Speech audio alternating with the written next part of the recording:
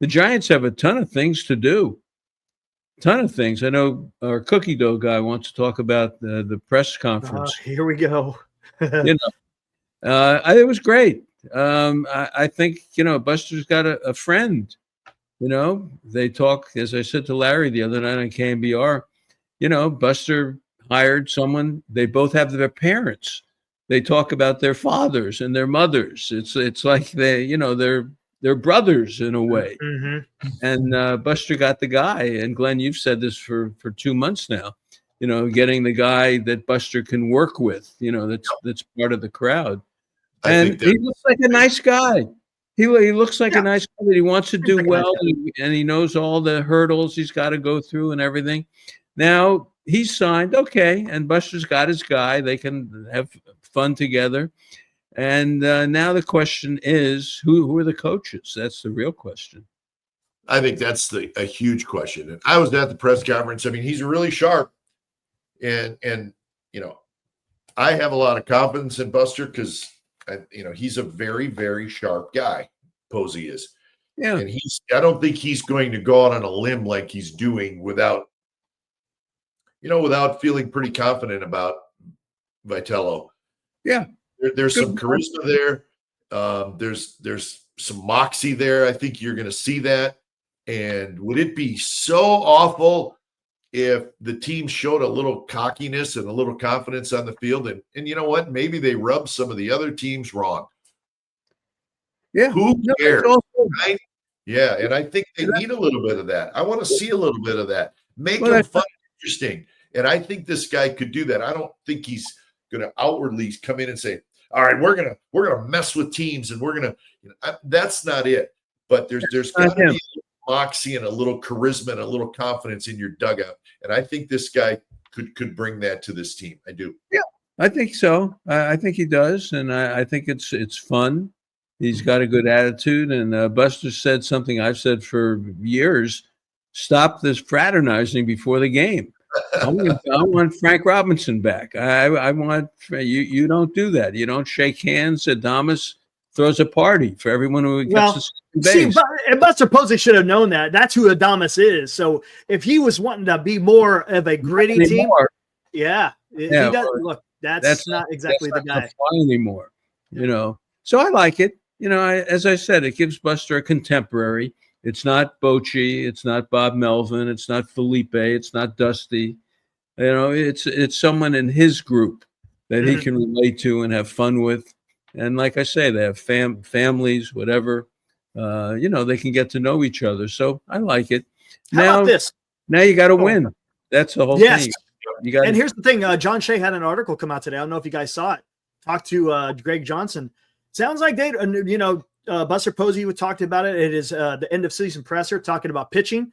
Well, it sounds like they're not going to spend a whole lot of money on pitching because John Shea asked him, are you willing to spend $100 million plus on a starting pitcher? And he pretty much said, no, we really don't want to do that. So it makes me wonder, how the Giants are going to navigate this offseason, because if you want to concentrate on starting pitching, either it's going to be a big trade involving maybe one Bryce Eldridge, or, the guys that you need to get is going to cost you more than $100 million. So it's going to be interesting how Buster Posey puts a team together so that Tony Vitello can have the better success.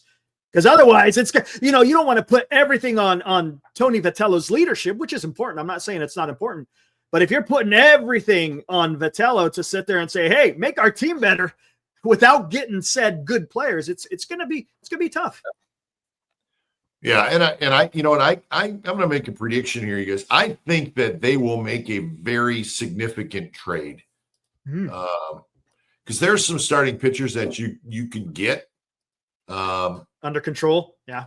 There's circumstances. Sonny Gray's got 1 year left on his contract. It's a lot of money, but it's 1 year. Sonny Gray's still a very good pitcher. The Cardinals, they don't want to pay him $28, $29, $30 million a year. But my point is, it's 1 year. It's not like some 4-year deal that you're picking up. I think the Cardinals, if you said, yeah, we'll pay that contract for 1 year, I think the Cardinals would almost give them to you. Guys, I'm just saying, I think that that they'll make at least one fairly significant trade.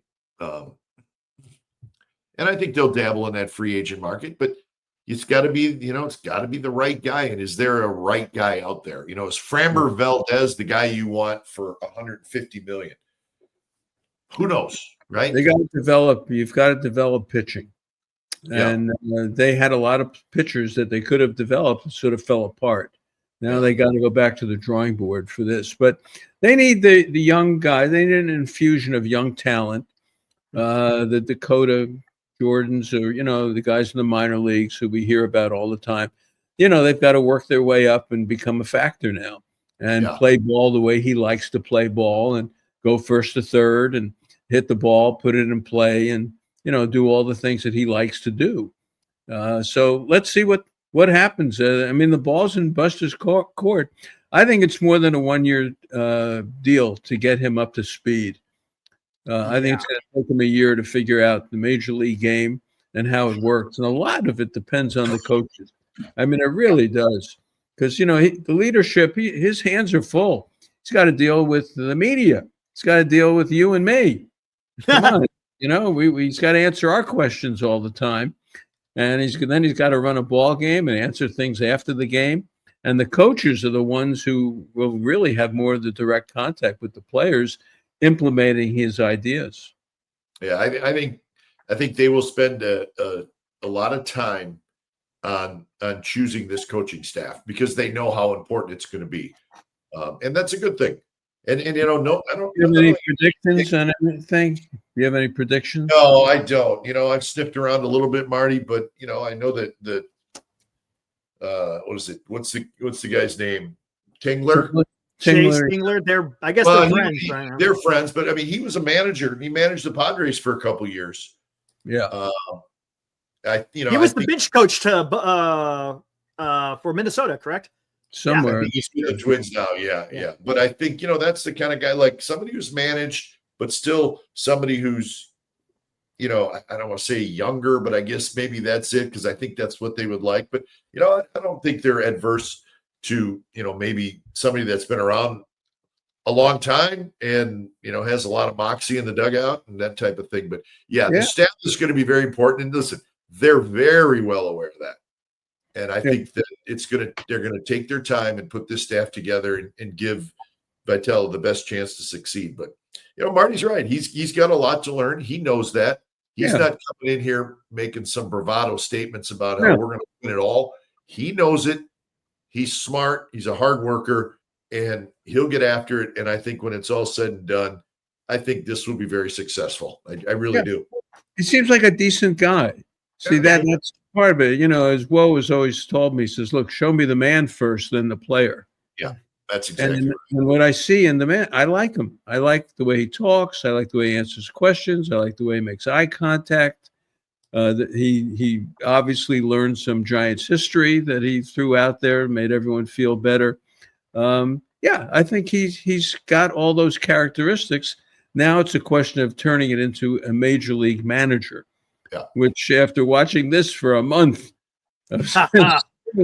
Schneider age about 50 years, watching him in the dugout and Dave Roberts and everyone else and Pat Murphy and this whole Aaron Boone and everything. This is a tough job running a ball club. This is not a piece of cake. And what's funny? Down to the winning of the World Series. Yeah, really. Everything you're saying, Marty, is about what happens on the field. Mm-hmm. But you also have to keep the clubhouse. You got to keep an eye on the clubhouse without overdoing it, right? And I think the Giants got pretty good help with their players. They have a really good leadership with Chapman and Adames and Webb. Those three guys are the go-to guys. And you need to have that in a clubhouse. Let those guys handle it, but keep a close eye on it. And I think that's really important in a big league clubhouse. Yeah. And it's also, talking after the game, if a guy screws up during the game, and there's an artful way of explaining that someone made a mistake or didn't do it the way, you want to do it without, as they say, throwing the guy under the bus. So, you got to learn how to do that. He's got a million things to learn. You could do 10 shows on, he's got to deal with players from all over the world. At Tennessee, Yes. I don't think he spent a lot of time going to San Pedro de Macorís to recruit kids to go to Tennessee. Right. So he's got a room full of people that he has to get to know their culture and how they play and what makes them tick. There's a lot to do, but I'll go back to this. The core guy is a guy who wants to succeed and looks like a guy who's respectful and understands that what he doesn't know and wants to get to know people and do it right and be a good major league manager. The other thing I saw about this on Wikipedia, he was a big soccer champion. His father was a soccer coach and a baseball coach. They won state championships. He was on a state championship soccer team. He's been a competitive kid. He's like one of these kids probably his whole life. He's been competing, and there's that, there's that heart that you bring to the game, which is cool, which is good. I like that. You know who his family was really tight with growing up? And this guy was really tight with his family in high school and played for his dad, was Billy Miller. He talked about that. Yeah. Bill Miller. Yeah. And I know Billy pretty well, but we've learned more about it where, the dad was Billy's coach in high school, but Billy was very tight with the whole family. And it was kind of a fun, sidebar story. Billy's great. Yeah. He's a great guy. Yeah. What a great player and a great guy. He and Sean Estes came up together. I got to know them together. Yep. When they first came up. I've known them 30 years, by now. What was Tony Vitello's connection to Salinas? I didn't quite understand he that. He played and coached for them. For who? Yeah, it was a wooden Salinas. What are they called? Packers. I think. Was that a professional baseball team? No, I think it was help me out. Independent. I think it was independent. Summer college baseball. Got it. Okay. I think. Got it. Okay. I think at one time they were affiliated with the Chicago White Sox way back really? in the late 90s, maybe early 2000s. I was just looking on Wikipedia. Let's end this, and I got a good one for you guys. Speaking of relationships. So you know how we've been reading about Vitello, right? And all the people kind of in his life. And the name Tim Jameson has come up a lot, right? Tim Jameson was the head baseball coach at the University of Missouri, where Vitello played, but then also coached under Tim Jameson for a long, long time. And then he went to Arkansas, I think, and then he went to Tennessee. Yeah. So Tim Jameson is a very, very well-known, well-respected college baseball coach at the University of Missouri. Tim Jameson was an assistant coach with me as a player at the University of New Orleans for 2 years. No kidding. Yes. Wow. He went to the University of New Orleans, Tim Jameson did, and he played there. And then right when he was done playing, he was finishing college, I believe. And so he was a graduate assistant at the University of New Orleans. That's where I went for 2 years to play baseball. And gosh, we used to play pickup basketball games with Timmy Jameson. And we used to, and I was like, wait a minute. That's incredible. He was my coach in 1984 and 1985. And now I remember he did go to the University of Missouri and he became a pretty big deal. And so that was Vitello's college coach. It was also my college coach, but I'm much older than Vitello. So when I get that to him. You know what it shows us? We've been around a while. Yeah. Which is good. In baseball, fun. it's good because you see a lot and it helps you evaluate players and situations.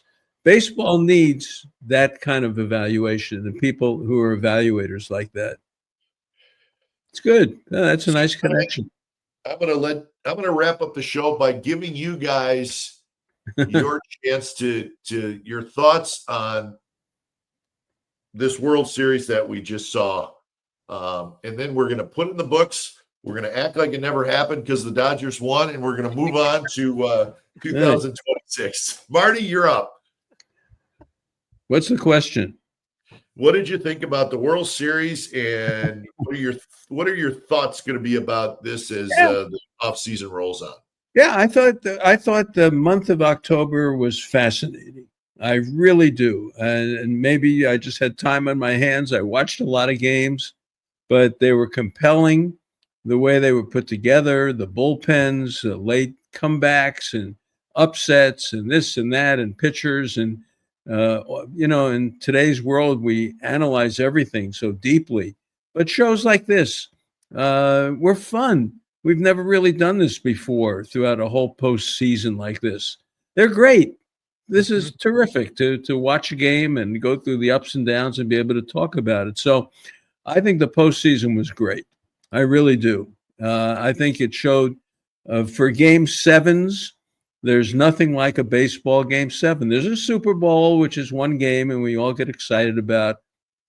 NBA, NHL, anything else you want to come up with, it can't, this Final Four, it can't come close to a World Series or a game seven of a World Series. Pretty exciting. So I think baseball lived up to it, and I think it got the attention of the country, and at a time when we needed the diversion, and I think they did really well. I look forward to the offseason. I look forward to the Giants story. There's so many new managers now in baseball. We've got free agency coming up. Teams know what they need. It's all going to start. So I think baseball's in a nice position, and I think the Giants especially drew over 3 million this year. You know, they had great crowds. The fan base is energized. I think we had great support on shows. Glenn, your show is one of the best on the podcast and the internet now. Oh, thank you. And it is. And, Eric and I are just tagging along. So we're glad to be here with you, believe me. But I'm looking forward to the winter. I really am. And for all that's going to happen. But the ability to come on and talk like this about baseball and get ready for what's going to be coming after the first of the year in spring training is pretty good. So I feel good about the whole year. I think from a Giants standpoint, excellent. We got a lot of great stories. We have a lot to look forward to. And a manager, who seems to be a decent guy, and will grow with it. So all good. I feel very good about the whole experience. Yeah, I agree. Eric's got the great show, Giant Sports Talk Live. If you haven't listened, he's awesome. Thank you. Like Marty's show, Marty Lurie and friends. But Eric, what are your final thoughts about the 2025 season now being in the books? I tell you what, Marty's talked about this. The storylines of this World Series is incredible. Game one, right? You got the Blue Jays coming out just absolutely putting a stomping on the Dodgers. The second game, there's Yamamoto tossing a complete game, right? So you got two different stories, two different momentum shifts. You go to LA, you got an 18-inning game. Goes to dramatic, it finishes it off with a dramatic home run by Freddie Freeman again. And then you got the Blue Jays winning 2 in LA. Who saw that, right? Long as they won 1, right? Let's get it back to Toronto. Well, they win and they go up 3-2 in LA. They go back to Toronto. Look, things are looking well. You come in, and unfortunately, they couldn't get the last 2 at home. And it almost kind of resembled what happened in the CS when Seattle went into Toronto, took the first 2, but Toronto was able to fight back. Unfortunately, they ran out of time, and the Dodgers are now World Series champions again. That's tough to say.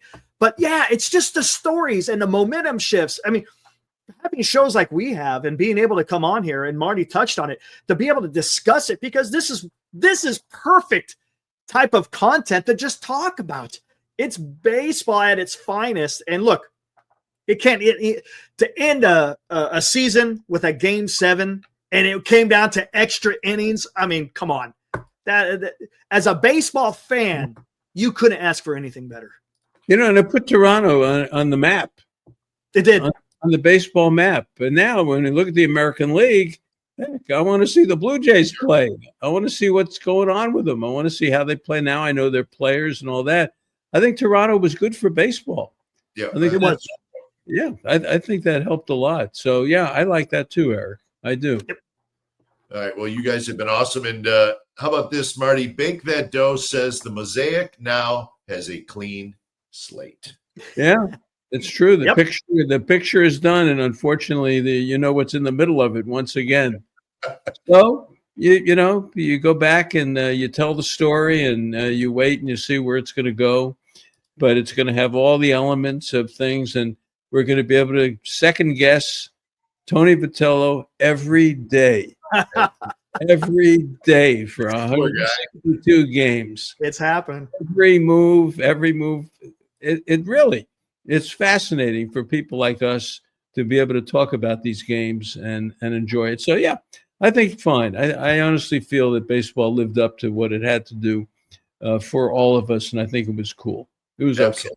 okay. Marty, before you know it, I'll be walking into the dugout at Scottsdale Stadium, and I'll give you a big hug, and we'll sit down and we'll start talking just like we're talking right now. That'll be here before you know it. I look forward to that. Yeah. First game, February 20. Our first show is February 23rd, something like that. Awesome. First. All right. So everybody, Marty Lurie and Friends, awesome podcast on the YouTube channel. Eric Romo and Giants Sports Talk Live. Awesome stuff. You want your Giants content, that is where to go. And you know what, guys? We had over 500 comments tonight. So nice. People are listening. I wish we could have got to them all, but we appreciate, as always, the interaction with all of our viewers, subscribers. So Marty, thanks. Have a good night. Eric, thanks. Have a good night. Let's do this again real soon. Maybe when the Giants start putting that coaching staff together. Yeah. We'll talk about that. And that Ohtani, get him out of the dugout. I don't want him sitting there for 2 extra minutes. I don't go. I can't believe you were okay with that, Marty. That hurts. That hurts. All right, you guys, have a good one.